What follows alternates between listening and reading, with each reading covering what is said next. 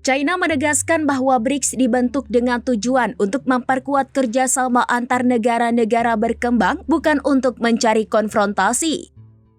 Pernyataan ini disampaikan Beijing merespons ancaman Presiden Amerika Serikat Donald Trump yang berencana mengenakan tarif tambahan 10% kepada negara yang dianggap berpihak ke BRICS. Dalam konferensi pers pada Senin 7 Juli 2025, juru bicara Kementerian Luar Negeri China Mao Ning menegaskan kembali sikap China bahwa perang tarif tidak akan menghasilkan pemenang. Ia juga menyebut proteksionisme bukanlah jalan keluar dan tantangan global saat ini. Pernyataan ini muncul setelah Trump kembali melontarkan ancaman tarif melalui platform Truth Social miliknya. Ia menuduh negara-negara yang mendukung kebijakan anti-Amerika BRICS akan dikenakan tarif tambahan sebesar 10%. Trump juga mengatakan bahwa pemerintahannya akan mulai mengirimkan surat peringatan tarif kepada sejumlah negara mulai Senin 7 Juli. Surat-surat tersebut memperingatkan bahwa tarif impor Amerika Serikat akan kembali ke tingkat tinggi seperti yang diumumkan pada April lalu jika negara-negara mitra tidak mencapai kesepakatan dagang sebelum batas waktu. Ancaman tarif ini datang setelah para pemimpin BRICS mengeluarkan pernyataan bersama di KTT Brasil pada Minggu 6 Juli 2025. Mereka menyampaikan keprihatinan serius atas meningkatnya kebijakan tarif sepihak oleh Donald Trump.